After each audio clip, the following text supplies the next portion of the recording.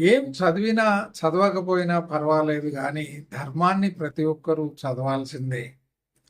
ఏది తెలుసుకున్నా తెలుసుకోకపోయినా పర్వాలేదు కానీ ధర్మాన్ని ప్రతి ఒక్కరూ తెలుసుకోవాల్సిందే.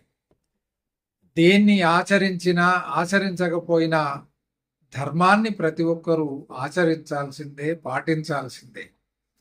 ఈ ధర్మాన్ని ఎవరు రూపొందించారు, ఎవరు తయారు చేశారు?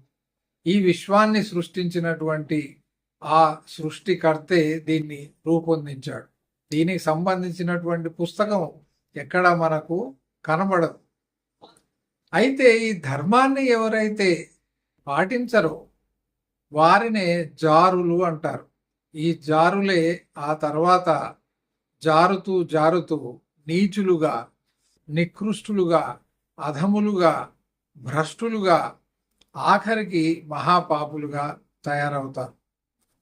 ఇక్కడ ఉన్నటువంటి న్యాయశాస్త్రం యొక్క కళ్ళు గప్పి వాళ్ళు చేసినటువంటి నేరాలకి శిక్షను తప్పించుకున్నా విశ్వ న్యాయశాస్త్రం ఏదైతే ఉందో, యూనివర్సల్ జ్యూరిస్ప్రూడెన్స్, దాని ప్రకారం వాళ్ళు శిక్షను అనుభవించక తప్పదు మరణానంతరం. ఇది నమ్మకానికి సంబంధించినటువంటిది కాదు.